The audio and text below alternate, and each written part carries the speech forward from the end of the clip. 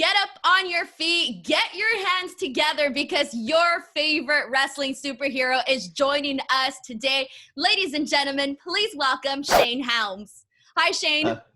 Hey, how you doing? I appreciate the 3-count reference right off the bat. I know. I was like, I want to start off this interview fun. And I was like, how can I go about that? And then I was watching some of your clips and I saw the 3-count one and I was like, perfect. I'll pull a line from there. And I was like, I just hope he sees where I'm going with this. Yeah. Awesome. It's amazing that 3-count gimmick. We only did that for 9 months in 2000, the year 2000. And to this day, every single day on my social media, on one of my accounts, somebody will mention 3-count in some regard. What does that make you think? Like, like you said, like this was now 20 years ago and people are still talking about it. What does that say to you about the character that maybe you didn't get at the time? It made more of an impact than I thought it was going to, for sure. For definitely, that wasn't my style of music. I grew up on hip hop. So that was the hardest part of that gimmick was, singing those boy band songs and stuff like that. It wasn't the dancing, I could cut a rug if I needed to. But that gimmick, we actually didn't need to, you know what I'm saying? But right. I just really didn't know like it would last that long in people's memory, but yeah, it sure has. So what you're saying is 3-count never swayed you to even get near any of the boy band stuff. No. The closest I got to that was we actually played a charity basketball game against some of the Backstreet Boys. I believe it was the Backstreet Boys. No, Backstreet Boys. NSYNC. Yeah, it was the Backstreet Boys. It was like the Tampa Bay Lightning and some WCW guys and the Backstreet Boys. We did a charity basketball game. Wow, that's so awesome. I grew up a Backstreet Boys fan, so like I'm freaking out internally. What were your initial thoughts when the idea was pitched to you? I just said yes to everything. I didn't I was we had a tryout. Me and Shannon Moore had a tryout match in WCW and Jimmy Hart came right up. So it was Jimmy Hart's idea. And he had already had this idea in his mind. He just needed 2 guys to do it. Because he had Evan Courageous in mind. Evan Courageous was already under WCW contract. And so he just came up to me, and Shannon was kind of standing over there in the distance. And he came up to me because I had better clothes, which is the hilarious part. Wow. Of it. Shannon was just in a grunge phase. Like Shannon had just better clothes than I did, but just that particular day, he was wearing like a football jersey with holes in it or some shit. It was, just kind of, he wasn't dressed up. Right. And so Jimmy was asking me, he goes, man, we can get you some money for your partner here to get some clothes. And I just started laughing. I'm like, nah, he's got clothes. But he told me the concept and he goes, can you sing? And I'm like, yeah. Can you dance? Did you really know how, or were you just like, I'm just going to say yes to everything? I was going to say yes no matter what. Like I was a singer in chorus in middle school. Oh, wow. Okay. I was a tenor. But once my voice dropped, it just became chaos and I could no longer hear. I'm not even sure I could hear a tone when I was a tenor. I just kind of sounded okay. But when my voice dropped that low, that fast, I just lost all, I couldn't sing anymore. But I could dance. So I had that part. So at least you had one of those things down. But did you ever sort of have any apprehension towards it? Maybe because, I was an amateur wrestler. I was an amateur wrestler for 7 years. I got a bunch of gold medals. So it wasn't like in my life plan to be a boy band out there. I wanted to be Ric Flair. I wanted to be Randy Savage. Right. I wasn't planning on that, but I saw it as an opportunity. If I can pass this test, maybe there'll be other opportunities. And that's the same way I looked at the Hurricane character when it was presented to me. I was like, I never envisioned myself being in a cape and mask either, yet here I am. So I got to make this work. And that's how I looked at pretty much all my life's challenges. How do I make this work no matter what? And I honestly really think you did that. And, it's every kid's dream to grow up and become a superhero. And you got to be the Hurricane for years and years. So what would you say, I know this is a broad question, but what would you say are some of your proudest moments looking back at your career as the Hurricane? I just got to work with, I turned my idols into my peers. That's the biggest thing you can do. That's one of the biggest compliments. Ric Flair was my guy in North Carolina. I was a Ric Flair man. So for me to wrestle him on Monday Night Raw or in the opening match at WrestleMania in front of 83,000 people, just to be in the ring with Flair, to be in the ring with Matt and Jeff and Shannon, guys that I came up with on the road when we weren't making no money, $20 a night, sleeping in our cars and stuff like that. But to finally be able to perform on big stages, moments like being in the ring and watching The Undertaker walk to the ring to come in and whoop my ass, which is what happened. But just to be in those moments, and there's all these different little things. I really got lucky in the terms of opportunities that were presented my way. It was my talent that made the best of those opportunities. But the opportunities were definitely, I had a little bit of fortune and fate on my side, I guess. And here's the thing, though, is that we don't see the superhero gimmick being done a lot in American wrestling. So to be that person to make it work for himself, what does that mean to you?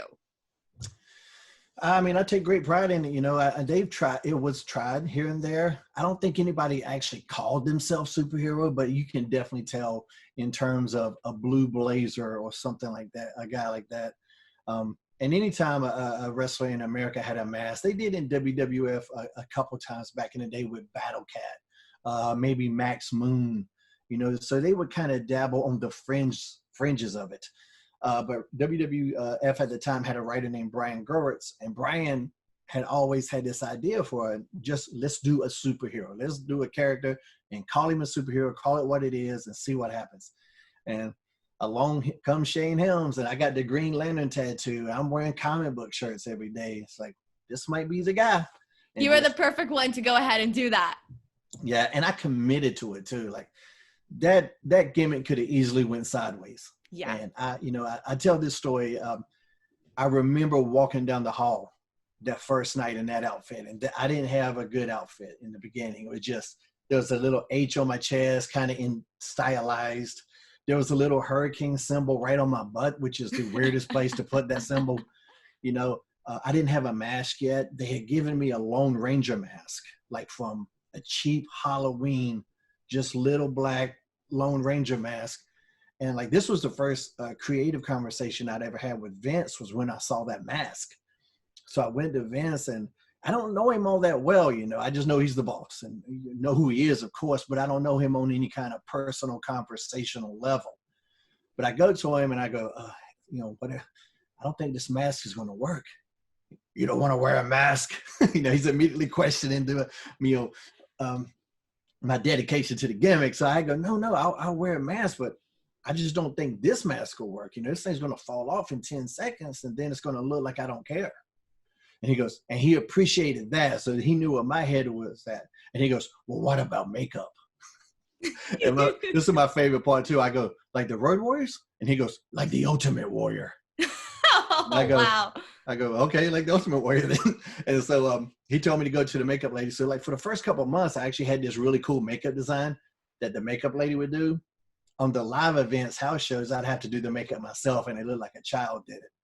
But anyway, so like I say, the first night of the gimmick, I'm walking down the hall. I got that terrible outfit on. I got this makeup all over my face, and you can see some of the guys looking at me, and they're like, glad we're not that guy. Yeah, we glad we're not doing this. And even my friends, some of the ones that they had my back and they were supporting me. Nobody really knew if this was going to work or not, but I just had to put everything. I knew that there was a thin line between for the Hurricane. I knew there was a thin line between Batman and Doink the Clown.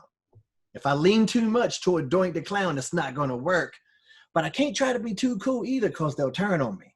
So I have really had to walk that line to make it work. And that's really hard, because sometimes you can think you're going about it the right way, and maybe it comes across differently to the audiences. And you mentioned that a character like the Hurricane could have easily gone south, and we have seen a lot of failed characters throughout wrestling. What do you think it takes for a guy to take a character that he's been given and really make it work? Commitment. I mean, and so you have to be a decent actor. The thing was, the character wasn't that I was a superhero. It was that I believed I was. That was the character. That's the deeper psychological aspect of that character. I didn't go out there in the ring and have superpowers. I didn't have laser beams. I couldn't turn invisible, but I believed that I could. And so for me to make the audience believe, I had to believe myself. So that's when you got to be a kind of a good actor to do that, because you have to commit yourself to that character. And then you got to take everything. And this is something I try to implement when I do seminars, and a younger talent wants to do a gimmick character like that.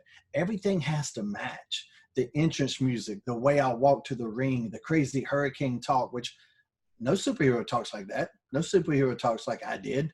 I don't even know why I did that. It just kind of what came to mind. Like I said, I knew I needed to be a little bit comedy, but I couldn't be too cool either. So you just have to make everything work. Everything needed to complement each other. Like they had me a cool little hip hop beat when I came to the ring at first. Hip hop's my thing, but it didn't fit that character. So I had to go to production. I was like, can y'all get me something like Superman type music? And that's when they came up with the entrance music and the stand back and all of that. The way I walked, I tried to walk like how a superhero might, or how somebody who believed he was a superhero might. It's just really all about commitment. That's really awesome. And, I think that, obviously growing up and watching you work was, you felt like this connection towards you where it's like, okay, yeah, he believes he's a superhero. So it was almost sort of like endearing in a sort of way. Yeah. But one of my favorite memories, and I know that you've probably heard this a lot, was obviously all the work that you did with The Rock. In particularly, one of my favorite promos is the one where you're making fun of The Rock's dingling and he calls you 100 pounds of nothing and nothing calls, and he says he knows you. Yeah. It's funny because even to this day, like I use those lines from those promos into like my daily life when I'm trolling someone. It's like just something that sort of stays with you. But what did it mean like to you to work like that with The Rock, and how do you think it sort of changed your career? I mean, it was just an opportunity. Like I talked about opportunities earlier. It was only going to be, this wasn't a long thought out plan at all. It was going to be one night in Toronto. There was a battle royal later in the night. And so to kind of set that up, they needed some interaction with The Rock. So the writers picked me, and I was going to go in there. We was going to have this one interaction. Maybe we did some stuff in the battle royal. That was it. That was the only thing on paper that was ever supposed to happen. But that backstage segment with The Rock went so well when he called me. That's the one where he called me Hamburglar. Right. And and then I told him how Brandon Fraser beat the Scorpion King and all of that. And when I flew off, Rock's looking up in the air, we're like watching me fly. He just played off of it so well. Rock was a big fan of the character. If he wasn't, it never would have happened. You could tell too. You could really tell like that chemistry watching all of those clips. You can really tell that you guys are really bouncing off of each other. Yeah, we were having a blast. And so later on that night, in the battle royal, The Rock's going over there. He's like punching this guy, I'm punching this guy. But when he comes to me, I start firing back on him. And when I start firing back, the crowd in Toronto just really comes. And you can hear it. And as a performer, you can feel it. And I was like, man, that was really cool, And afterward, I was like, oh, man, I hope creative noticed that. Because they don't always notice everything. It's hard when you're in that truck and you got these headphones on. It's hard to hear the audience sometimes. Right. When you're in gorilla position, I should say, and you got these headphones on, you can't really hear the audience all that well. But luckily they did, and so that led to another promo and another promo and another promo. And the one you're talking about with the phone, that was actually my line. I gave him that because he was going to call me. Oh, did you really? Yeah, he was going to call me. I love that line. I was 5 foot nothing, 100 pounds of nothing, and that was it. And so I asked him, did he have his phone? I gave him that line because I was getting the rub here. I just wanted this segment to be as best as it could. So if I can help him out with a line that people are going to remember, which they did. I've heard that one for years. For years, I've heard that one. So that really worked. And that was, I don't even remember what years ago that was, 2004, 2003, something like that. But, and then that was my idea to be in the closet too, because I was going to fly into that segment like always, but just, we're kind of looking around, I was looking around at the surroundings and just it popped in my head. I was like, hey, what if I actually was in that closet the whole time? And you could see Rock light up. He could say, oh, that's fantastic. And so then I was going to like initially jump out right away. But it was his idea to close the curtain back on it and be like, no, I didn't see that shit. He's not in there. And then I popped out. I said, man, he's incredibly creative too. It was a blast. I'm sure you can tell by the way. Yes. And So much fun. even like the fact that you guys added the whole implementation of having you be in the closet, it just made it so much better because you guys used that and played off of that, which I think was really great, to be honest. And like you said, it's something that people remember. So you mentioned that sometimes you don't always know what creative thinks of something that you guys have tried. What sort of feedback did you get from the beginning of the Hurricane to once you started doing more as the character evolved? What sort of feedback were you getting from creative? I was getting a lot of positive feedback, I mean, but too, it was one of those characters where guys in creative that were the more serious wrestlers, and there's quite a few of them, they didn't get it. And they kind of put a ceiling on it. So some in creative loved it, some did not. And I think that's the battle for most people. Right. Very few guys does everybody just universally love. I mean, once you get over, they all love you, and they all claim that they always loved you, but that's never the case. But I had a lot of supporters and I had a lot of detractors, and that's just kind of the battle you wage. That's really awesome. So now, obviously, you've also had roles as a producer, most recently with WWE. What was that transition like for you to sort of, go from being an on-screen character to sort of taking a behind-the-scenes role? It wasn't hard at all because I've always helped people, no matter what. I would help people with, T-shirt slogans. I would help people out with moves. I would give people moves, give people finishers, help them create finishers. So I was always in that creative mindset. I actually got better for a while at creating other stuff for people. Like when it came to me, I would have this writer's block, but for other people, I could just create anything. And so in WWE, even in my first run, they let me produce a segment one time. I know I would get on headset a lot and just listening to see what the production truck was saying. And I was really kind of fascinated. I've always been fascinated about how the whole show is put together anyway. And so, I got to run in TNA as a producer, and I really like that. Even with Era Lucha, I was right. I remember that. I was there. That was fun. I kind of taught them what a producer does, and then they didn't bring me back. They say, "Hey, we want you to come in here and train these guys," and they'll never bring you back. But I really have fun with Era Lucha too. I really like that company. But the producer thing, and they brought me down to the Performance Center to be a trainer, and I could definitely be a trainer, no doubt. But I feel like my strength is in a creative producer type scenario. So now you mentioned that obviously one of your favorite things about doing the producer type stuff is that, it's always been natural to you to give other people or help other people with ideas. But what would you say were some of the challenges that you faced? When they don't want to listen. What do you do with that? Like, what do you do? Well, I've been there. I've been that younger talent that when, one of the older guys come to me, I might not quite have gotten it, but at least I was a guy who listened. Now we're in the Twitter age, and I feel like a lot of talents, they like to gripe, they like to complain, they like to talk with them thumbs. But I think that's just a part of being young. Once the talents that know me and trust me, and I was very fortunate, a lot of talents did know me and trust me. They're really easy to work with. And I go, okay, well, I'm gonna give it a shot, even if I don't believe it works. And that's really all I ask. Generally, if there's any kind of, if they don't think it works, I generally go, okay, well, let's just give it a shot this one time. If it don't work, hey, I'm fine. I'll understand. But it generally does. I have been around the block quite a bit. Right. But that's the only challenges. But I understand those challenges, and it can be difficult because it's a thankless job. If the match goes to hell, the producer gets to blame. If the match is great, the talents get all the credit. So it's so weird. Yeah, you kind of get paid just to hear people complain a lot. That's the difficult part of the job. You're like, when is my moment going to come? Like, I had some input in all of this. So obviously you got to work with a lot of WWE talent. Who are some of the guys that you consider yourself a fan of? Oh, man, I'm a fan of everybody. If you're talking about the new crop, the people I like working with the most, I worked with Rey Mysterio a lot. And he was a guy, like, no matter what crazy idea I came up with, I knew he could do it. Cesaro was another guy. And I would go, hey, this might sound crazy, but I think he can do it. And he would be like, okay, let me hear it. I like working with Mojo Rawley a lot. And he's so much energy. Oh, the most energy.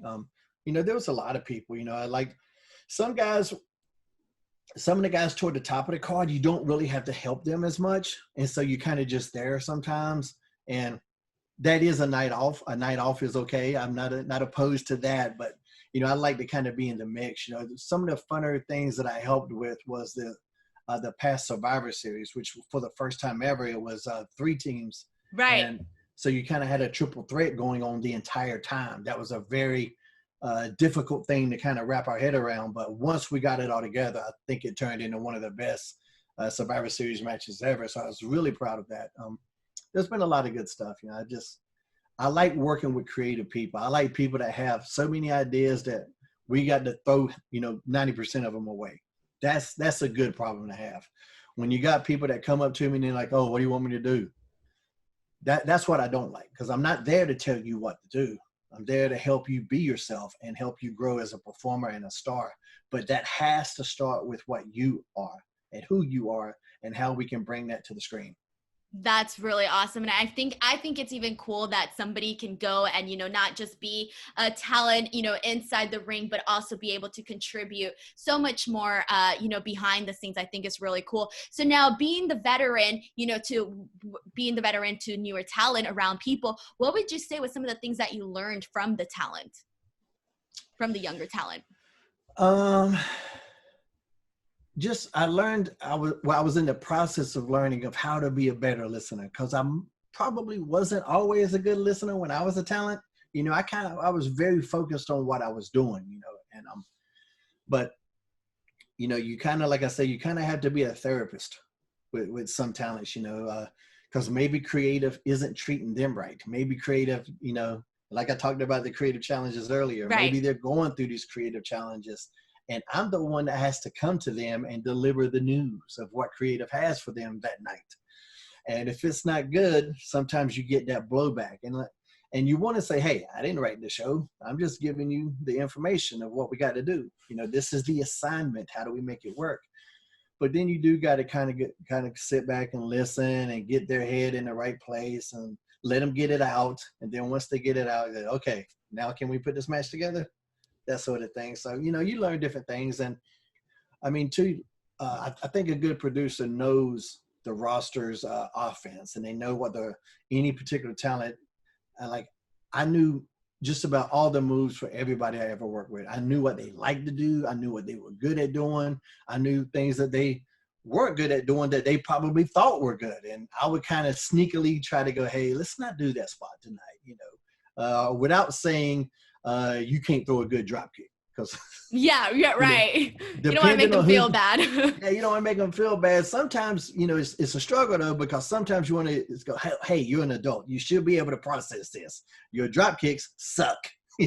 Let's not do them anymore. But some talents don't want to hear that, so you got to kind of manipulate it a little bit. And just using the drop kick as an example.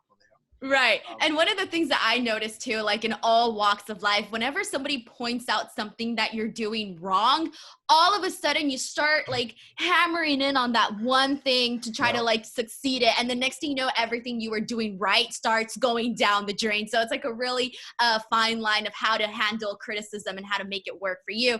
But switching gears now, I do want to talk about some current topics. And I do want to start off with COVID-19. As you know, it has changed all of our lives. It has changed the industry, every industry out there, like not just wrestling, but focusing on wrestling. How do you think this has impacted the industry? And how do you think that even after coronavirus is done, how do you think it will impact the industry then? Well, it's been devastating for the industry. It's had a huge negative impact on the industry. I don't think that's in any doubt whatsoever. We need an audience. There's no form of sports or entertainment that needs an audience as much as pro wrestling. I can watch basketball. I don't care what the fans are doing. When I watch a football game, I'm not looking at the crowd. I don't care what they're doing. Wrestling even MMA. I actually prefer MMA, UFC without an audience. I can hear what the coaches are yelling. You can kind of hear the impact of some of these strikes a lot better. MMA without an audience doesn't bother me at all. Pro wrestling, we need that audience because it's a dance. It's a give and take between the performer and their audience, And so we really miss our fans now. fortunately, I've always known that, but I think a lot of talents and a lot of people behind the scenes now more than ever are appreciating our fans. So my hope is that once things clear up and we get back to whatever people consider to be normal, like I don't really even know what normal means. I never have, but if things do open up, I want to see a better appreciation for our fans, and I want fans to have a better appreciation for the guys. We missed each other, so I hope that when it comes back, that there's a big, thirst for it, and that everything just explodes. I think the indie scene is going to be insane once it opens back up. Guys like myself, I did well financially, so I can sit at home for a couple months and I'm fine. I can sit at home for a couple years and I'm perfectly fine. But I know a lot of indie guys indie guys, men and women can't. And they're just itching, not only from a financial standpoint, but they haven't done it 30 years like I have. I kind of got a lot of stuff out of my system. Right. We got these younger talents, man, they're itching, man. Some of them right now are in their prime. And when they should be out on the field, they're sitting on the bench, and I know it's driving them crazy. Anybody that has that creative mindset, if you can't create, it eats at you. It turns into this weird form of anxiety where you got to go out, you got to do something, but you're trapped in this little cage. And the cage is just in here. But that's the most powerful cage that exists, is the one that's in your mind. So it's driving people crazy. And so my hopefully, once everything's open up, I think we're going to see an explosion of creativity. I think there's going to be a show on about every night of the week at some point. People are just going to be itching to put on shows, to go to shows. So I'm very hopeful for the best. And here's the thing is that we were sort of on the precipice of all of this stuff happening. You had AEW, WWE, Yes. Impact, so many promotions just, ready for that talent, pulling them in. Indies were like hot, especially here in Los Angeles. I can't even tell you how many promotions, every single weekend, multiple days, multiple events in one night. So it really, really, really came to a halt, like a really, really bad one. But what do you think is the proper and right way for right now for companies to hold wrestling events so that people, whether or not they choose to have fans in the audience or talent, so that they can stay safe? Oh, that decision is above my pay grade. That decision is, I look at it like my family. I'm staying home. I'm not risking my kids for nothing. Nothing is as important to me as my kids. So I'm not doing anything, and I can't tell people what to do. It's weird because we have to plan for life after this as well. You prepare for the worst in situations like this, but you also have to prepare to go on afterward. So we can't let, the economy and all this completely shut down. But on the other hand, I'm staying home. I'm looking after my kids. I ain't contributing to nothing. So, I do not have that answer, and I don't even want to pretend that I do. Right. And now we're going to go ahead and switch gears to more of a lighter note. And I want to talk about one of the, I guess you can say, latest trends that we have been seeing in wrestling, which is more cinematic matches. What are your thoughts on those, given that you were previously involved with Impact Wrestling when they were doing the Matt Hardy storyline, and now, sort of seeing cinematic matches sort of, be done more often? I think it's great. I think it's a different element. I think it also runs the risk of being overdone. I don't know if we need to do it a lot. That's not what pro wrestling is. It's something different, but it can be a part of the show for sure. When we did it in TNA, and all credit to Matt Hardy, to Rebby Hardy, who doesn't get the credit she deserves in it. Jeff definitely helped out. You had guys like Jeremy Borash there helping out. And the head of TNA at the time, John Gaboric, he's the one that had to sign off on it. If he doesn't give it the okay, it doesn't make it to air, right. And we talked about this stuff in production meetings, and it's like, and I remember one of the first ones that they were going to do at Matt and Jeff's, the very first one Matt and Jeff were doing at their home. I was the producer for that. I didn't even go. Really? I live about 45 minutes, 58 minutes to an hour. And it was going to be late Saturday night into the AM hours is when they were, because Matt was using some of his own money. Matt and Jeff were using some of their own money, some of their own resources, not just financial. I'm talking about Rebby's working for free. She's not getting paid for this. She's just helping out. They're using all of their resources to put this together. And it's going to be Father's Day that Sunday too. So I'm having a conversation with Matt. You know, as a producer, you really only there for psychology, not only psychology, but that's a big part of what I do in a agent for a match. When I'm an agent for a match, it's just kind of psychology. Well, this ain't going to be a lot of psychology. This is going to be insanity. And so I was on the phone with Matt, and he's telling me all this crazy stuff he's going to do. And I'm listening to it, and I go, just tell him I said it was okay. You're like, whatever, just so you got the okay. I was like, I just took the blame. I said, put it all. If it goes bad, tell him I said it was okay. I was just willing to take the blame for that, because I was like, sometimes you got to step back and let the artist be the artist. You can't micromanage. So that was a point.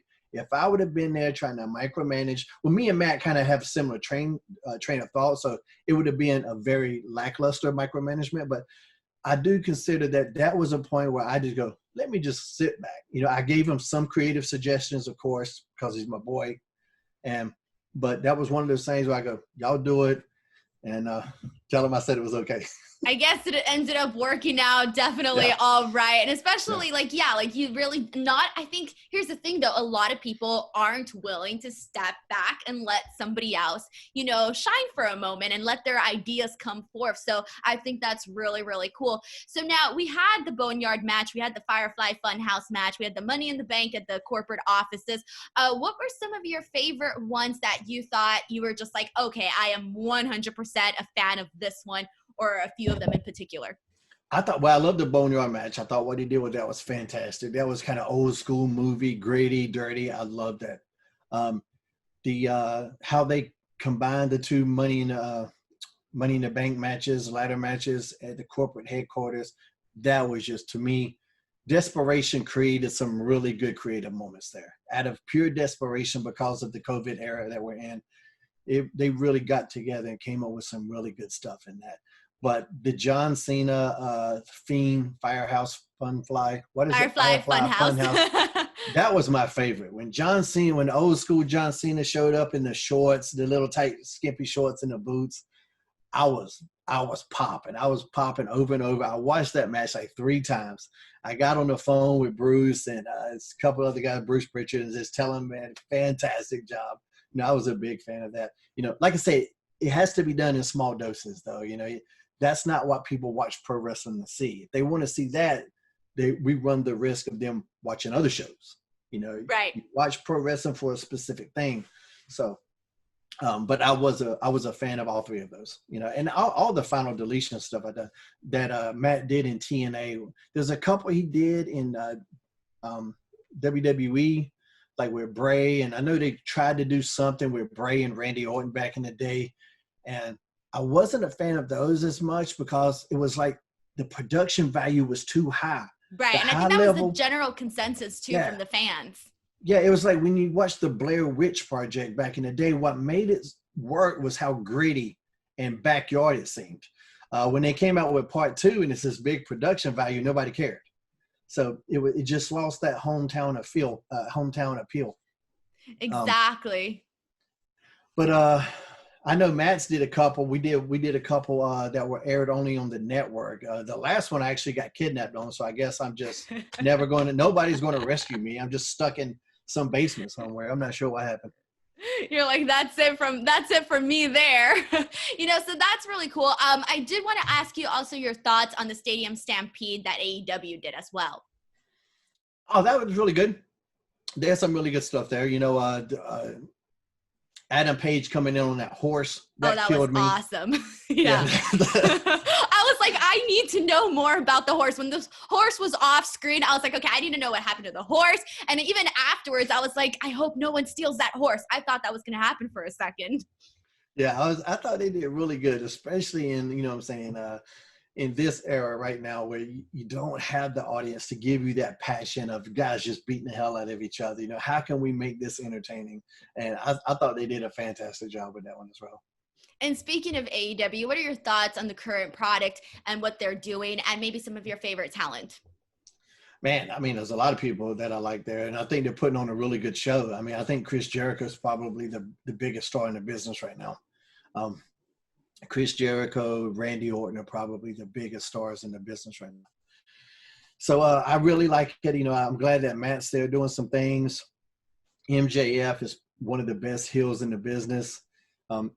Their tag team division is just exploding. But between the FTR, the Young Bucks, Blade and the Butcher, you got Private Party. SCU is still there. SCU and FTR just had a fantastic match. Their women's division is really, you know, they seem to have a good direction on where they're going. It doesn't seem just all scattered like some other divisions might seem. Yeah, I think they're doing really good. They're doing really good. You know, Impact right now, Impact was on a good run too, you know, especially before the COVID era. But even while it's been going on, I think Impact's put out a really strong product. I think Ring of Honor, I haven't seen much. So I feel like they've suffered the most during this. Right. They've lost the most steam. They can get it back, of course. But I think, like I say, Impact's doing great. I look forward to Impact and AEW every single week. You know, and NXT's doing good stuff too. You know, they just had a really solid show this past. I don't know how soon your show airs, but this past Wednesday they just had a really solid show. You know, they're women. They've got a lot of men and women that are coming up out of development that are just what we consider development back in the day, that are just really getting good. You know, Raquel Gonzalez, I believe. Oh yeah, she's. I can tell that every single week that she's on TV, they're going somewhere with her. Yeah, she's good. Rhea Ripley's incredible. They, you know, Cameron Grimes, who I actually managed in TNA, he's going to be a big star too. There's a lot of good stuff still out there in all companies. And also, I want to go back to the fact that you mentioned that Chris Jericho and Randy Orton are some of the best guys right now. Obviously, Randy Orton has been working with Edge, and everybody's been talking about the incredible promos that they have been cutting. We know we just had the greatest wrestling match ever and all of that. So what do you think it is about the Edge Randy Orton storyline that's really just driving the interest from audiences? Because it's about emotion. Emotion is key. If you don't have emotion, then you're just going through the moves. Emotion over motion. You know, and that's a hard lesson for a lot of guys to learn, especially when your style is flippy and stuff like that. If you don't have that emotion, if people don't care about you, no matter how good of a wrestler you are, you're not going to have a hook. You know, and a hook is what drives people in. It's what brings people in. It's what keeps them coming back. You know, so that match, that feud has been about emotion, and that's the most important thing. That's really awesome. And now my last question for you is, what are some of your career bucket list, some goals that you still want to accomplish? What's next for you? I mean, I'm only, you know, I'm 45. I'll be 46 in actually just a few weeks. So I don't Happy early birthday. Well, thank you. I don't really know I did so much. Yeah, I feel like I might be greedy asking for more, but at the same time, I'm still always doing things. You know, during this whole pandemic, you know, I started to deal with Fight TV, and I started the Twitch channel, and I can't sit at home sitting on my ass all the time. I'm not that type of person. So I really don't know if there's any like main long-term goal. I'm just going to keep being who I am and put stuff out there. You know, as far as social media goes, I've been on it longer than anybody. You know, I was the first. And you're really funny too. I'm sure you've heard that already. When I do signings now at conventions, my fans talk to me more about the stuff I post than even my matches anymore. No, I don't even know if they know I wrestle anymore. You know, so I definitely am the most interactive, probably overactive guy that's ever been on the damn thing. But I enjoy it. You know, I have fun. I think even when I'm blasting people and somebody think I'm mad, I'm like, dude, I am rolling when I'm typing this. You have no idea. I get a kick out of it. But you know, I guess just continue being who I am. You know, you got to find ways to make money coming in. You know, I do like I said, I did good financially in the business, but you know, I'm not a Rockefeller. You know, you got right, exactly. You got to still have the money coming in. So I'll figure something out. You know, and of course, I'm just furloughed. So once the live events start back up with WWE, the goal is to bring me back there. So. That's what I was actually wondering about too, because I wasn't too sure, like if you were going to resume your position or if it was just kind of touch and go. You know, I mean, and I guess we'll have to see how well that company does. You know, like I say, it's really crazy time in the business right now. You know, when you got a company that has when you got stockholders breathing down your neck, Right. they're under a different umbrella than any other company is. So they have a lot more stress than any other company has right now. So we'll see. Hopefully things get right back to normal because, I love the business and I want to be involved in pro wrestling. And I will be, no matter what, whether it's with WWE or some other company. I definitely will be involved. I would love to see Era Lucha. I just ran into Jason? Ron. Oh, Ron. No, Ron Harris. And New Year's Eve, I had to do an appearance at New Year's Eve with WWE. So not just I ran into him 6 months ago, I ran into him. And it was fate because I walked out of my hotel room and I see gigantic Ron Harris walking by and I'm going, hey. And he's like, what are you doing here? I'm like, what are you doing here? So we all, we hooked, at least we had dinner together or something and just kind of reconnected a little bit. But I had fun with Era Lucha. I'll tell you a really funny, my favorite story about Era Lucha right now. Do you remember Vanilla Vargas? A little bit. Okay, I didn't know her at all. I just met her at one of the shows in Nashville. And so the next day I go down to the hotel. I need to catch the shuttle to the airport. I see her at the hotel desk and she's just got tears in her eyes. So she's missed her flight.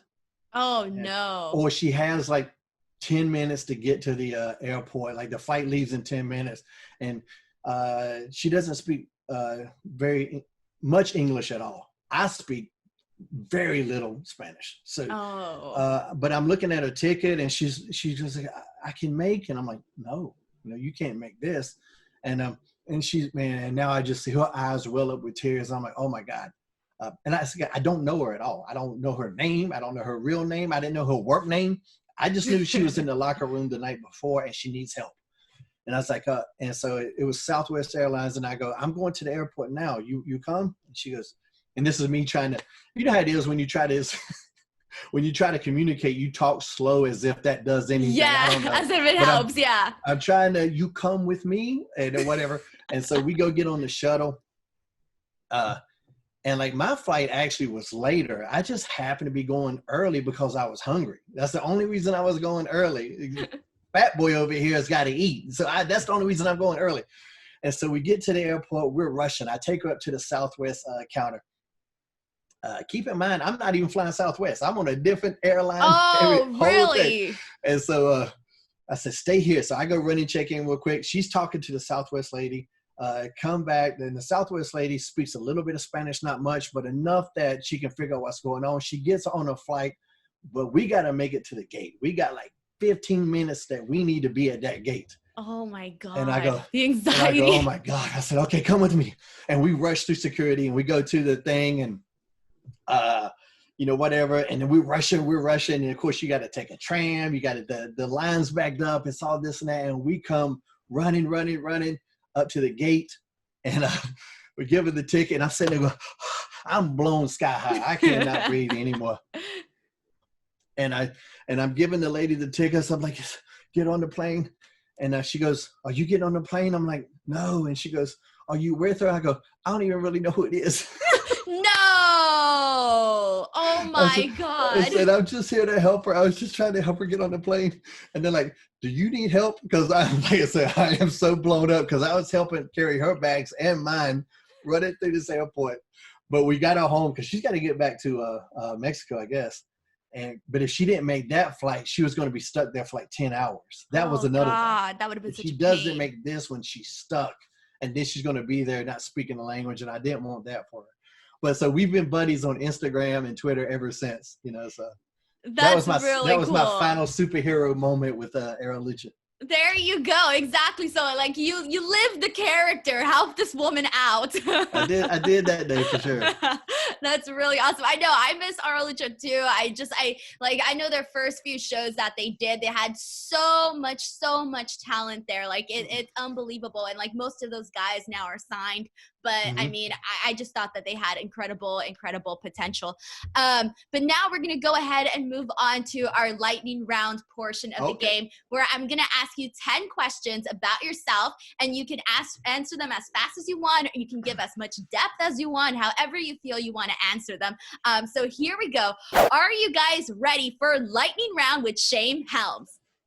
Yes, let's do this. Question number 1. Were you team Backstreet Boys or NSYNC? Neither. I was team Run DMC. Question number 2, pineapple on pizza, yes or no? Yes. Question number 3, Avengers or Justice League? Oh, I'm both, but if we're talking about the cinematic universe, you got to go with Avengers. What Marvel has done with their movies is absolutely incredible. Now, if you're talking about the books, it's neck and neck. Question number 4, worst superhero movie that you have ever seen? Uh, that last Birds of Prey movie was pretty rough. But the worst one I liked was actually the worst one I liked. The worst one I went to that was a disappointment for me was Captain Marvel. And I need to explain this. My very first favorite character of all time was Captain Marvel. Now, Captain Marvel became Captain Marvel. And in the books, Carol Danvers becomes Captain Marvel. But those are two different people, Marvel and Carol Danvers. But both of them were Captain Marvel. So this movie is going to be about Carol Danvers, but there's a chance I get to see Captain Marvel. He's my first favorite character since I was 5 years old. I have loved this character, and this is going to be my only chance to see him on the big screen. And they had Marvel being played by Annette Bening, which is the equivalent of Wonder Woman being played by Jack Nicholson. No. I'm not saying Jack Nicholson can't pull it off. I'm just saying I wasn't ready for that. And I was just like, no. And I was so heartbroken in that little moment, only because of my affection for that character for all my life. But I think your expectations were definitely on the opposite end. yeah. But there's been a couple stinkers. The latest Fantastic Four, I just rewatched it to see if it was as bad as I remember. And it was. The Green Lantern, which broke my heart, that one was kind of a stinker. So. Oh, then you're probably going to hate me. I love Birds of Prey. I was such a fan of it. Yeah, well, I went to theaters to watch it. I was like, this is so cool, blah, blah, blah. Have you watched the Harley Quinn animated series? I have not. So that was my first introduction into Harley Quinn, because I'm not that big on like the superhero world. So like I know just like the basics that, everybody knows, like the basic stuff. You got to find that Harley Quinn animated series. But here's the thing. It's not for kids. The language, the adult humor, it blows your mind. Like I wasn't ready because I wasn't a big Harley Quinn fan, period. I thought she was the worst part of Suicide Squad. I did like the Birds of Prey movie, but I was like, but I heard that this animated series was good. It's like, okay, I'll give it a shot. I was so hooked. It was so funny. She's such a great character in that series. Awesome. So question number 5, best superhero TV show. I'm gonna go with The Watchmen because I watched every episode multiple times. It was such a well thought out. It's an adult show.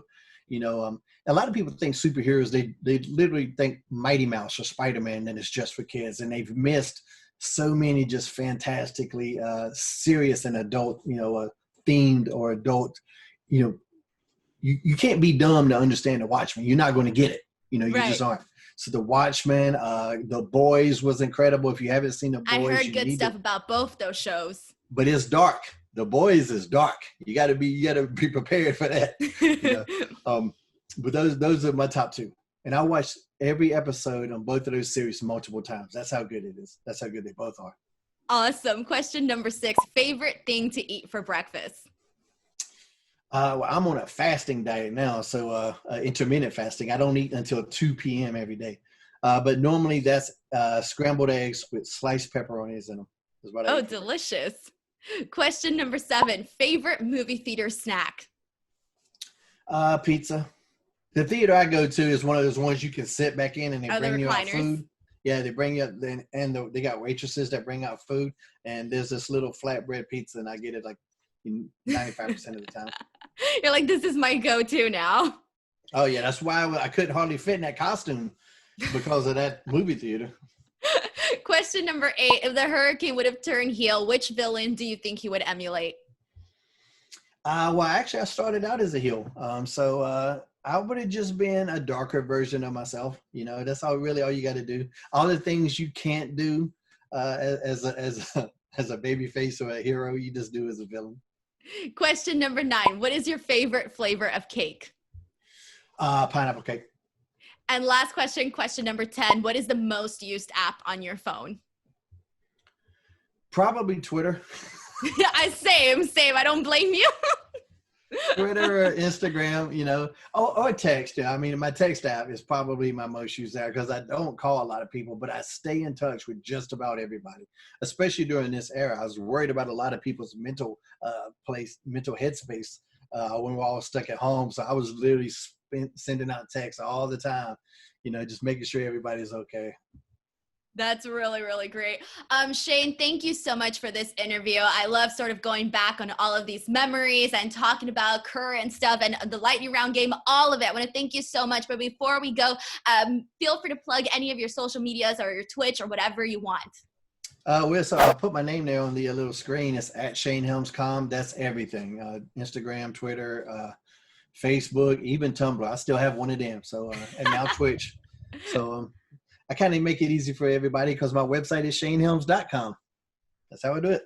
There you go. Shane Helms, thank you so much. Everybody who watched this, thank you so much. Before you go, please do not forget to give this video a like and subscribe to the channel for more interviews just like this one. And until next time, I'm Denise Salcedo with Shane Helms, and we'll see you guys later. Bye, everyone.